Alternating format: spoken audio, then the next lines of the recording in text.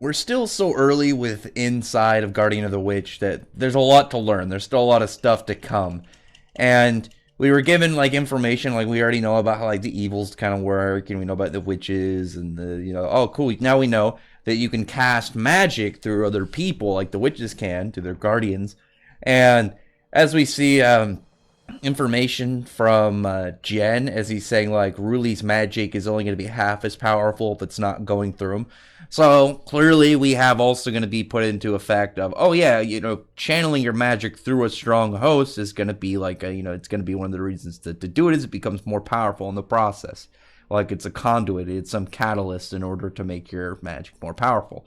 So that's going to be something to look forward in the future. Like obviously it's been set up, so as long as the series keeps going, doesn't get that unfortunate axe, then we'll see those whole displays come to fruition later on.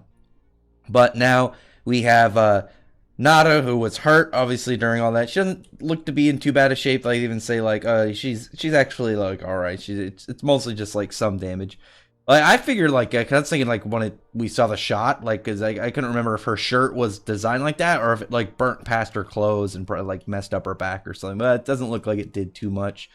Actually, we have Manasva, who's taken more strain because of like over exceeding like her magic like that.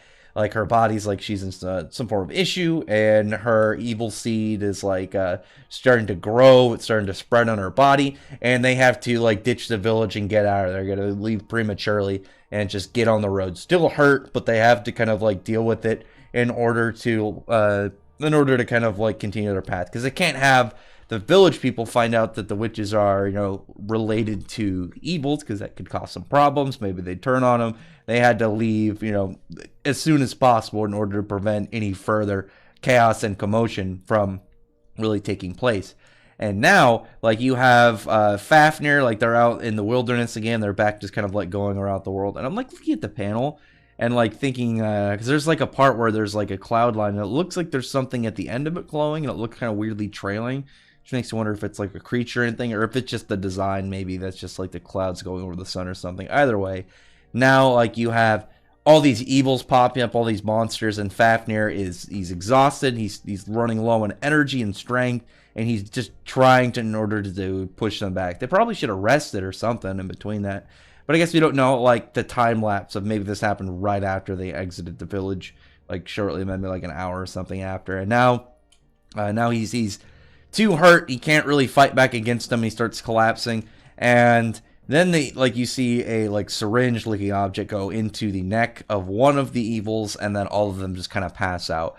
And this guy appears, and he's like saying like all these like different measurements for stuff from like plants and stuff. It was like 500 millimeters of moonleaf extract, 8 grams of sunroot. He's just naming all these things, and they put them together. And in the time it takes you to drink some tea, the evil like body will cease to function entirely, and they just pass out. Whether they die or they're just paralyzed, who knows? But this new character shows up, a very, very interesting looking character, because he's not like some like weird out in the wilderness kind of like survival guy. He's like in a lab coat, but a suit as well. He's got a top hat and this weird triangular beard with a skull necklace, syringes, and a skeleton hand staff. Like it's more like a walking stick, like a cane, but still a very weird character to find out here. And so far, like, I've enjoyed Guardian of the Witch's character designs, but this guy definitely has my favorite character design at the moment in this series.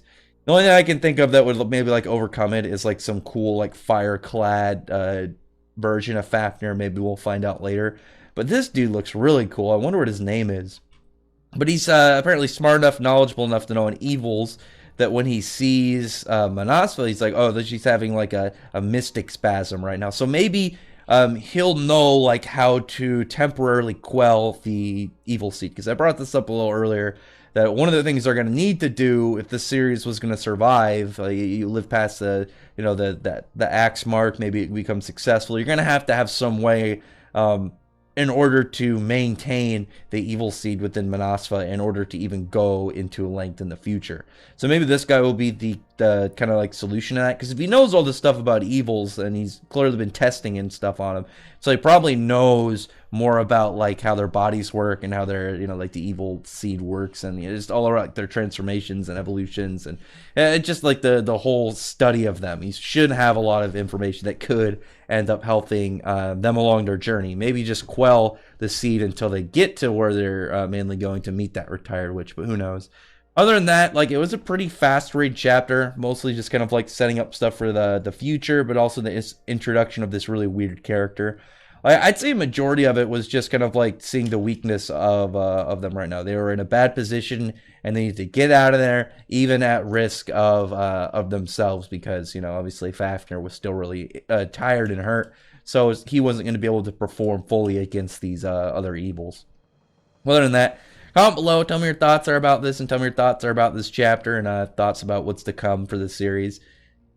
I'm really hoping this guy, like in the next chapter, we just get like a lore dump about like the evils, and like maybe he's like, oh, I've been trying to figure out where they came from, I've been trying to study them and do all these things. I think that's the most beneficial thing, is just we can get information in the next chapter, instead of like I could settle for, you know, holding back on them and their journey for one chapter just to get an info dump about maybe like powers and stuff, and like how these monsters and everything works, and maybe that will help advance Fafnir into being able to use like the magic through a sword. Instead of it just being a flaming sword, he could have some kind of shape to it, and maybe some design and style, kind of like how Jen got with his metal manipulation through Ruli's magic and stuff. But other than that, comment below, like I said, thumbs up the video, friend the like button, subscribe button, and check out my other videos. But that, I appreciate it. Already subscribed, and I thank you all for listening. Bye.